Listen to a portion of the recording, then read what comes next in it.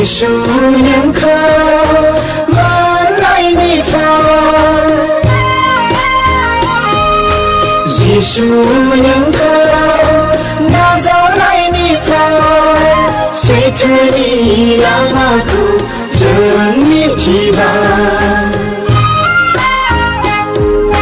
hầm bay sưởi perlu Giêsu bạc nai nâng khâu nước perlu Giêsu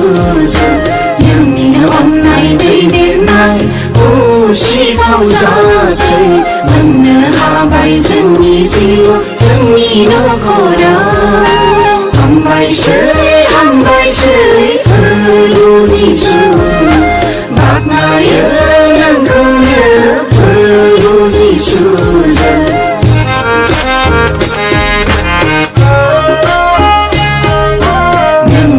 hôm nay đây đến nay ô si thâu ra sẽ vẫn nhớ hà bay dần nhì nó cô đau